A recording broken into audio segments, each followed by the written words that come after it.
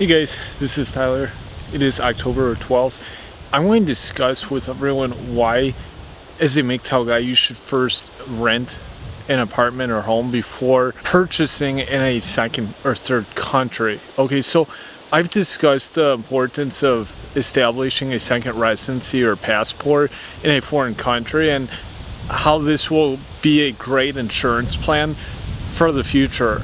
Many of you may have heard of Andrew Henderson from Nomad Capitalist, and he has what's known as the trifecta method of residency. It's essentially establishing three bases in different countries where you could move from place to place. And perhaps if one place arose problems, government or amongst the people, you could go to the other place or two places. Also, I think it's very critical to first rent before buying in a foreign location, because if you just outright purchase a property before actually having visited, more importantly, you should probably stay there for at least 6 months to a year before going ahead with a purchase, because a short-term visit or no visit won't really give you a good idea of how the country actually is. And you may be sold on a destination, a country, and then realize that it's not really for you, and then you end up going back to your home country or you have to go somewhere else, and this can be a big mess having to deal with reselling this property, and you could potentially take a big loss on this property also. My mom had a cousin, and he actually lived for like 6 years in Ecuador with his wife. They had actually purchased a property there, and eventually they decided to leave and go back to the US where they were from. It was a bit complicated, the process. They thought they were going to be there long term and even like permanently, but they decided that they just didn't want to stay there long term. They had their fix and they wanted to go back to the States. And this is where I think it's really important to actually have tried living somewhere, rent an apartment or house before making a purchase, because you'll get a better idea and impression of a country and actually see what it's like firsthand. Also understand that a lot of the world, especially in less developing countries, you can often rent apartments or houses on a month-by-month basis. You may have to sign a one-year lease, but it's typically a lot easier to break a one-year lease foreign markets that are less developed countries than, say, in USA or Canada, where it's these agreements and contracts are much more concrete for the renter. It's just more difficult if you want to get out of that situation. Countries I've lived, such as Russia, Estonia, Chile, it wasn't that complicated to get out of the rental agreement. It certainly is a better alternative to perhaps take a small loss on a rental property than take a loss on a property that you outright purchase, and then you may be out thousands, tens of thousands, or even hundreds of thousands of dollars if you realize the location isn't for you and you immediately want to resell that apartment or house in the foreign country. Also note that if you haven't lived in that location and it's your first time there, you may just see the pictures and see everything per photos and videos and what you're being told.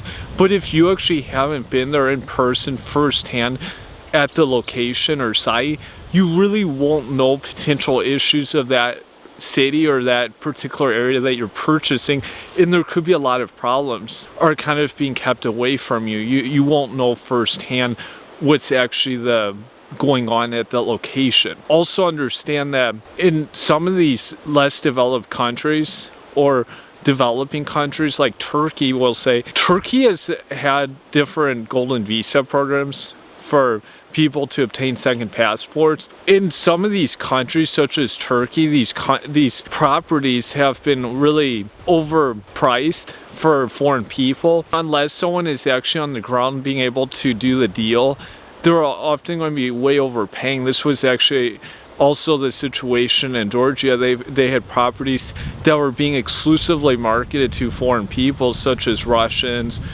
or Western Europeans, and these people were way overpaying. They were typically going through these agencies that cater for these foreign people rather than people actually being on the ground in that country and doing the deal in person or knowing someone that could help facilitate the deal with them, and instead going through these agencies that were really upcharging the property to make large fees, to make large profits for themselves. And this is just often the case, and this is why another great reason why you should first like rent somewhere, because you actually get experience in that market.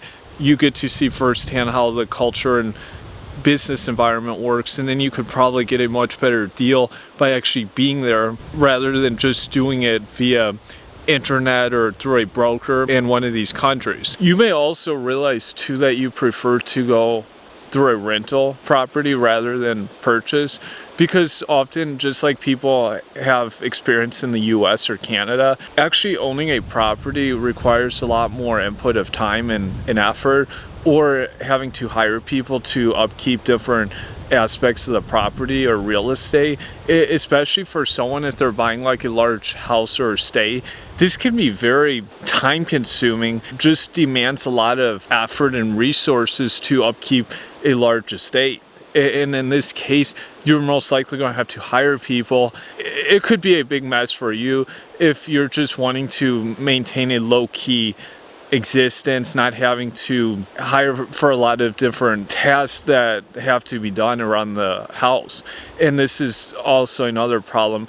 When you go through like a rental agency and you say rent an apartment, it often, in many respects, it can be a lot more simple and less complicated, because typically if there's problems, it's, I think, easier to get them resolved. It'll probably be less costly with your landlord. At the end of the day, it's not your property, it's not your place. So if you really need to, you could always move. You're not stuck having, say, to spending a lot of money doing different projects with the property. And one of the last major issues, and this is more existent in some of the Southeast Asian markets, is that, for example, in Philippines, if you're a foreign person, you cannot own land. You can own a property, but in most cases, you cannot actually own the land. They do not permit foreign people to own land of property. And this seems kind of weird and crazy that you would own a home, but you wouldn't actually, you wouldn't own all of it, because you technically don't own the property, or a native person there could own the property and the home.